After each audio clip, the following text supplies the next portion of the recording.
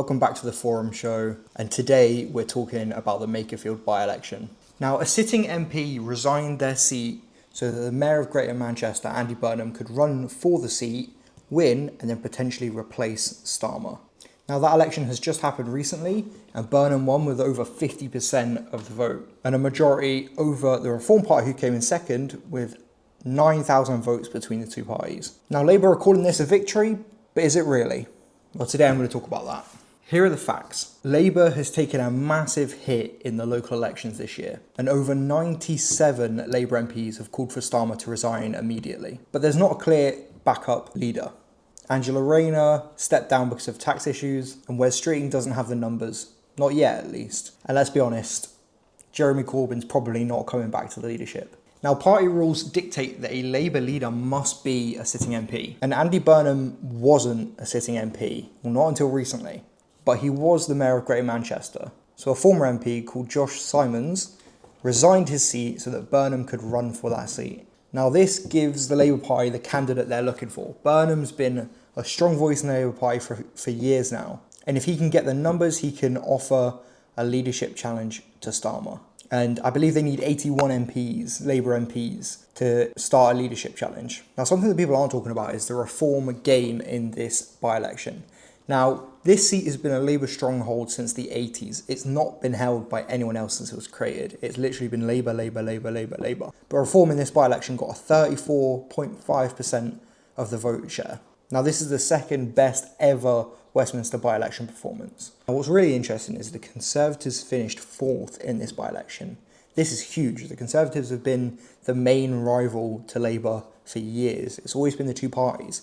But this by-election has shown that they don't stand a chance anymore. This is it. This is it for them. Unless they can make some miracle turnaround, the Conservatives, I think, are done. Now, the Tories, the Lib Dems, and the Greens all lost their £500 deposit.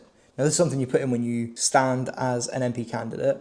It costs around £500, and you get that back if you win more than 5% of the vote share. But the Tories, the Lib Dems, and the Greens didn't get above 5%, so they all lost their deposit, which is rare for the big parties. Now, turnout was actually at an all-time high as well. It hit 58.7%. This is the highest for a Westminster by-election in nearly 7 years, which really shows how important this by-election was. Now, here's my take on the matter. Labour were always going to hold Makerfield. It was a safe seat since the 80s, and Burnham was a strong candidate for that area. Labour winning was never really a question. But the real question is the fact that Reform got such a large vote share, and they replaced all the other parties. The other parties were nowhere near. So the fact shows that if Reform can take such a huge majority in a by-election, in a Labour stronghold, what's it going to be like across country? What's it going to be like in the swing constituencies?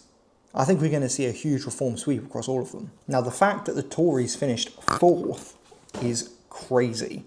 The Tories were the biggest opposition to Labour in all of history. It's always been Conservatives versus Labour. But now, I think we're going to see a shift in the next election. I think it's going to be Reform versus Greens. Reform's going to be the right party, and Greens is going to be the left party. People have been saying that this is a take on Nigel Farage and his leadership of the Reform Party, but I don't think it is. I think this is a positive for the Reform Party. I think they were ever going to win the seat, but I do think that it shows their capability. If they can shake a Labour stronghold like this, what are they going to do across the country at the next general election? And that's if a snap general election is called soon.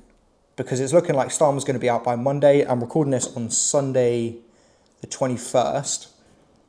So let's see if Starmer resigns in the next few days. And if so, will a general election be called?